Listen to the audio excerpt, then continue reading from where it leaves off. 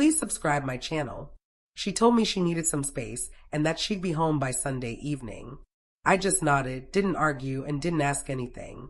I already knew what was really going on. When you pay attention long enough, you start to notice the same patterns.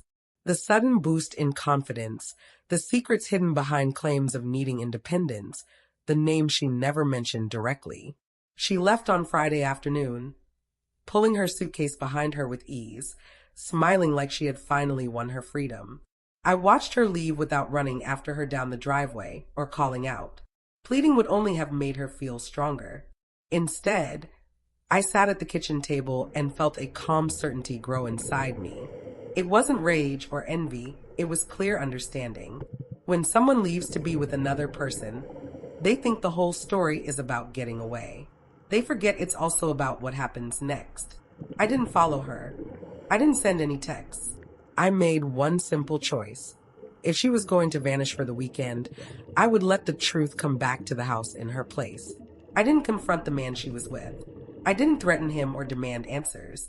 I made one quiet phone call to the person he had been deceiving much longer than me, his fiancée. She answered carefully, polite, but wary. I told her my name and why I was calling. I didn't exaggerate or say anything mean about him. I just shared the fact she could check herself. Dates, messages, the weekend getaway she believed was a work trip. There was a long, heavy silence on the phone. Then she asked one question, "Where are you right now?" I told her the truth. I was at home by myself. She gave a soft laugh, not because it was funny, but because she had made up her mind. "Good," she said. "Then I'm coming over." I didn't ask her to come out of spite. I did it because it was the honest thing to do. Truth spreads faster when two people stop covering for the same lie. She arrived Friday evening, looking calm but tired, carrying only a small overnight bag and years of unanswered questions. We didn't drink or celebrate. We sat at the table and spoke quietly, comparing our stories and seeing how neatly everything matched up. Every detail fit too perfectly to ignore. When she asked if she could stay the weekend, I said yes right away.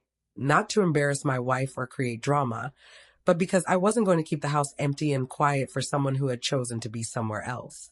We set clear rules from the start. This wasn't about anything physical. It was about facing reality instead of pretending. She slept in the guest room that first night. The house felt different, not taken over, but real. Two people who had been lied to were finally sharing the same honest space. And that honesty didn't need any big show to make its point. Saturday morning was calm, almost relaxing. We made breakfast, talked about normal everyday things, and let the heavy feelings ease on their own. Meanwhile, my wife was away, thinking she was safe and that being far away meant no one would hold her accountable. She sent me one casual text, nothing important. I didn't respond. Silence is strongest when you don't break it. His fiancée kept checking her phone, not to snoop, but to watch him fall apart as it happened. His calls went ignored. His messages piled up. Confusion turned to worry, then to panic.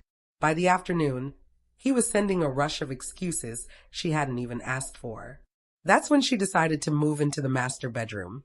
Not to stake a claim or get even, but to make a clear point. The bed my wife assumed would be waiting empty for her return was now taken by the truth.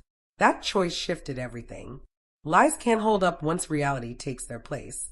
The first desperate call came late Saturday night. My wife's voice was sharp and angry, wanting to know why someone else had replied to her through our shared friends. I didn't explain or fight back. I simply said, "You picked a weekend away." I decided not to spend it alone. There was silence, then yelling. I stayed calm. Panic gets loud when someone loses control. She called me cruel. I gently reminded her that real cruelty is lying, not facing the results of those lies. His fiancée listened quietly next to me, finally seeing how little she had mattered to the man she was supposed to marry. This wasn't a big dramatic show. It was just the moment everything caught up. No one was forced or tricked. Everyone was simply brought into the open truth. And truth doesn't ask for permission to stay. By Sunday morning, the damage was clear. His fiancée had calmly ended their engagement. No yelling, no online drama, just a firm decision. She gathered her things from his apartment while he was still gone, left the ring behind, and walked away from the future he had been faking for years. My wife, though, was falling apart. Her texts went from angry to desperate, then to begging. She asked how I could treat her this way. I didn't reply right away. When I finally did, I kept it short. You left thinking I'd just wait. I didn't. Those words hit harder than any harsh name calling could. Waiting is something you choose to do, not something you're owed. She had confused my patience with a promise that would never end. And now that promise was over. That afternoon, his former fiancée thanked me quietly, not for payback, but for being straightforward. She left with her head high, clearer about everything than she had been in a long time. The house grew quiet again, but it was a cleaner kind of quiet, settled and done. I didn't feel like I'd won. I just felt the chapter was closed. My wife got home late that night, eyes swollen from crying, all her confidence gone. She looked around the house and knew everything without me saying a word. There was no loud fight or big scene, just the heavy reality of her choices landing. She tried to talk. I told her we'd discuss it another time. Some talks need space before they can be real, and some endings don't require any words at all. She went away for the weekend with another man, sure that I would chase her or beg her to come back. I didn't either.